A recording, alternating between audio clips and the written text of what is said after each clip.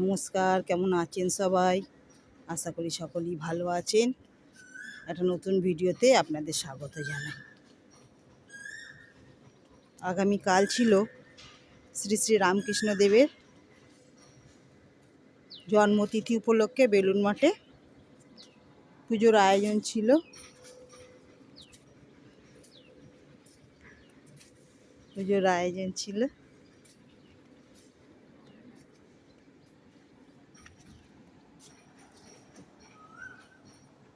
ভাবছি আজকে একটু যাব, বেলাতেই যাব। ঘরের কিছুটা কাজ করে নিয়ে স্নান টান করে পুজো টুজো সেরে তারপরে দুজন তো লোক থাকি, কর্তাগিন্নি দুজনে মিলেই ভাবছি একটু বেলুন মঠে ঘুরে আসবো। দেখি সেই রকম প্রিপারেশান নেওয়ার ইচ্ছা আছে, এখন ঠিক বলতে পারছি না কতটা কি হবে। তারপরে বেলুন মঠে গিয়ে একটু তো ওখানে ছবি তোলার নিষিদ্ধ আছে, সবসময় সব জায়গায় ক্যামেরা করতে দেয় না। তবে চেষ্টা করব যেটুকু তুলতে পারবো সেটুকু আপনাদের দেখাবো। ইচ্ছা আছে আজকে একটু বেলুন মঠে যাওয়া। চলুন বেলুন মঠে যদি যাই আপনাদের দেখাবো। বেলুন মঠে আজকে ভোগ খাওয়ার তো 3 দিন ধরে অনুষ্ঠান হয়, 3-4 দিন ধরে অনুষ্ঠান হয়। রবিবারে ধরুন না বাজি পোড়ানো আছে, আর এমনি 3 দিন ধরে গান হয়, ঠাকুরের গান হয়। সব মহারাজরা সব পুজো পাঠ করে, খুব সুন্দর করে বেলুন মঠ সাজানো হয়। সে একদম সেজে ওঠে বেলুন মঠ খুব সুন্দরভাবে। কালকে যাওয়ার একটু ইচ্ছা ছিল না নয়, কালকে একটু যাওয়ার ইচ্ছা ছিল, কিন্তু কালকে আর হয়ে ওঠেনি। আজকে ইচ্ছা আছে একটু যাবার। চল তাড়াতাড়ি ঝটপটগুলো কাজকর্ম সেরে নিয়ে চলো রেডি হয়ে একদম আসছি আপনাদের সামনে। ঠিক আছে, চল। হ্যালো বন্ধুরা, চলে এসেছি বেলুন মঠে প্রথমে সারদা মায়ের মন্দিরে প্রবেশ করছি। এই যে খুব সুন্দর করে মন্দির সাজানো হয়েছিল এবং খুব ঠান্ডা নিস্তব্ধ পরিবেশ, খুবই সুন্দর মনোরম পরিবেশ। আমরা মাকে দর্শন করতে আস্তে আস্তে গৃহের মধ্যে প্রবেশ করলাম, গর্ভগৃহে প্রবেশ করলাম এবং মাকে দর্শন করলাম। আজকের দিনে আসতে পেরেছি, এটা খুব খুশি লাগছে। এই যে বাইরে বেরিয়ে দেখছি গোলাপের সুন্দর বাগান, আর ক্যামেরা না ধরে থাকতে পারলাম না, ভাবলাম আপনাদের সঙ্গে একটু গোলাপ ফুলগুলো শেয়ার করি। খুব সুন্দর এবং নানা রঙ, দারুণ অরেঞ্জ, হলুদ, লাল, গোলাপগুলো একদম গোলাপি, নানা ধরনের। মন একদম টেনে ধরলো গোলাপের বাগানে। এত সুন্দর গোলাপগুলো দেখতে লাগছিল যে বন্ধুরা কি বলবো, নানা রকম কালারের গোলাপ এবং তার সঙ্গে আরও নানা রকম ধরনের ফুল। সব ফুলগুলো জানি না, তবে ডালিয়া ফুল দেখেছিলাম। তারপরে এই ফুলগুলো কি ফুল নাম আমি ঠিক জানি না, বন্ধুরা যদি জানেন কমেন্ট করে জানাবেন এই ফুলগুলোর নাম কি। তা ভাবলাম একটু এই ফুলগুলো আপনাদের সঙ্গে শেয়ার করি। খুব সুন্দর দেখতে লাগছিল। সেদিন তো বেলুন মঠ একদম সেজে উঠেছিল, খুব সুন্দর। বেলুন মঠ সবসময় ভালো লাগে।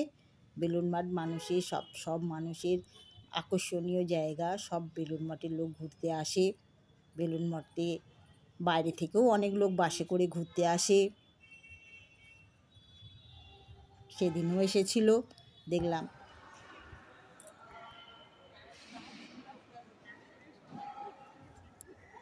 আমরা কোথায় এসেছি বলুন তো বন্ধুরা?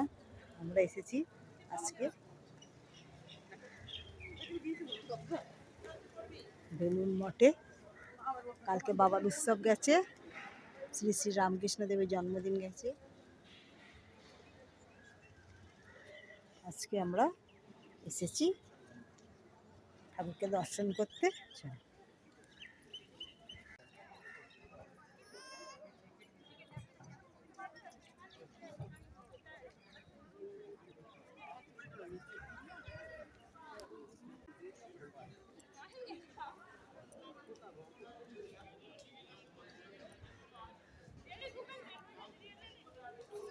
এইখানে প্যান্ডেল করা হয়েছিল এবং খুব সুন্দর করে সাজানো হয়েছিল, ঝাড়বাতি লাগানো ছিল, বাবার সামনে পটচিত্র ছিল, ছবি। ওখানেই কালকে সব আগামীকাল তো অনুষ্ঠান ছিল, জন্মতিথি ছিল, ওইখানে সব মহারাজরা গান টান করেছেন। এরপরে আমরা চলে এসেছি ভোগ খাবার ঘরে। এই যে রাস্তা দিয়ে যাচ্ছি, এটা হচ্ছে ভোগের রাস্তা। আমরা টিকিট কেটে নিয়েছিলাম দুজনের দুটো, নিয়ে এই রাস্তা দিয়ে আমরা ভোগের ঘরের দিকে এগিয়ে যাচ্ছিলাম। এই যে এই দিক দিয়ে গার্ডেন, বাগান, ফুলের বাগান, আর এই পাশে আছে গঙ্গার ধার। পুরো গঙ্গার ধার বেয়ে আমরা চললাম ভোগ ঘরের দিকে।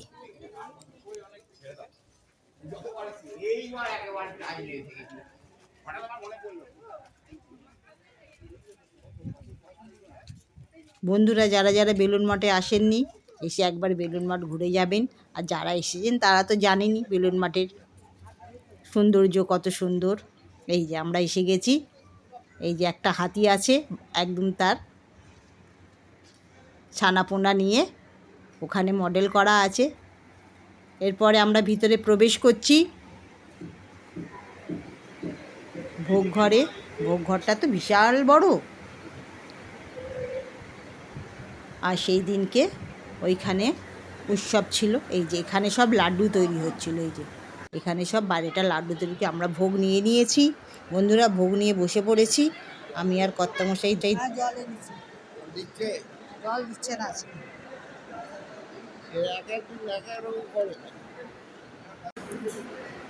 লাড্ডুগুলো তুলে রাখো, নাহলে হয়ে যাবে।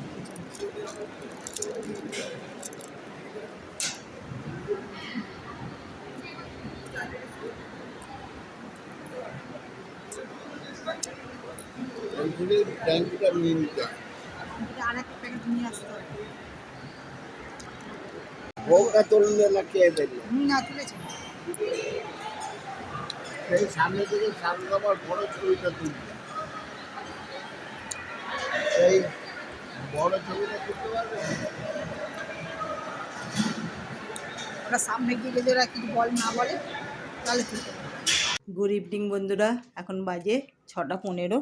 আমার বিছনাটার যা অবস্থা, একদম খুব দুরবস্থা। এইগুলো তোলা হয়নি, সেই একটু অনুষ্ঠান বাড়িতে গেছিলাম, সেই ভালো কাপড় বের করেছিলাম।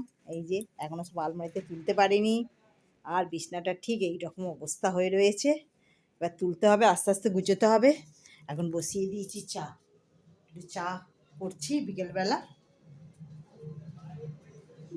আজকে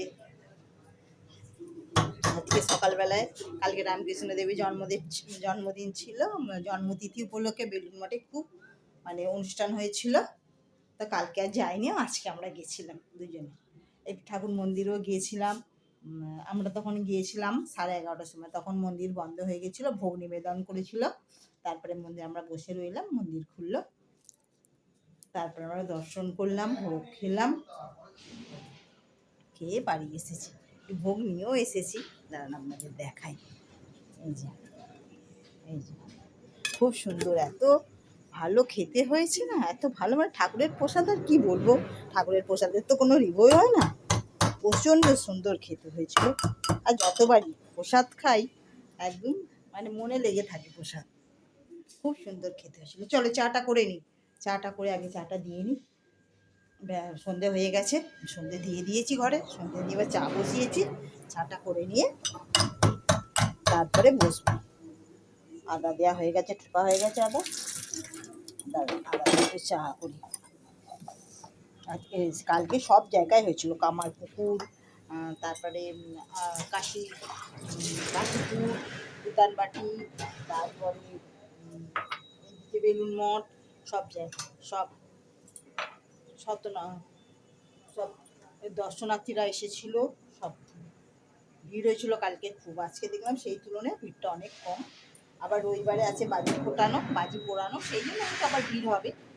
আজকে এতটা ভিড় ছিল না, ফাঁকা ফাঁকাই ছিল। আমরা ভেবেছিলাম প্রচণ্ড ভিড় হবে, কারণ 3 দিন 4 দিন ধরে উৎসব হয়। জন্মতিথি উপলক্ষে বাবা 3 দিন 4 দিন উৎসব হয়। ঠিক আছে চলো, চাটা হয়ে গেছে, ফুটছে, চাটা নামিয়ে নিই, আর নিয়ে আবার দেখা হচ্ছে। চল, আজ এখন 10টা, চলে এসেছি রান্নাঘরে, বসিয়েছি একটু আলু ভাজা। এই যে আজকে আর কর্তামশাই রুটি খাবে না, বললো রুটি খাবো না, ইয়ে খাবে, মুড়ি খাবে। সেই জন্য আলু ভাজা দিয়ে মুড়ি খাবে। আলু ভাজা দিয়ে মুড়ি করে দেবো। এই আলুটা ভাজছি, আলু ভাজা দিয়ে মুড়ি দেবো। আর আমার একটু ঠাকুরের ভোগ আছে, ভোগ বলতে এই খিচুড়ি ভোগ এনেছিলাম, ওই দিয়ে আমার খাওয়া যাবে রাত্রিরে। আর কর্তামশাই আলু ভাজা দিয়ে মুড়ি খাবে বলছে, অল্প করে আলু ভাজা দিয়ে মুড়ি করে দেবো। ঠিক আছে বন্ধুরা, তাহলে ভিডিওটা শেষ করছি। তাই ভালো থাকবেন, সুস্থ থাকবেন, সাবধানে থাকবেন, সকলের খেয়াল রাখবেন। ভিডিওটা ভালো লাগলে একটা লাইক সাবস্ক্রাইব অবশ্যই করবেন, আমাদের পাশে থাকবেন। ঠিক আছে, আজকে তাহলে আসি, আবার নতুন কোনো ভিডিও খুব তাড়াতাড়ি দেখা হচ্ছে। তাড়াতাড়ি, গুড নাইট।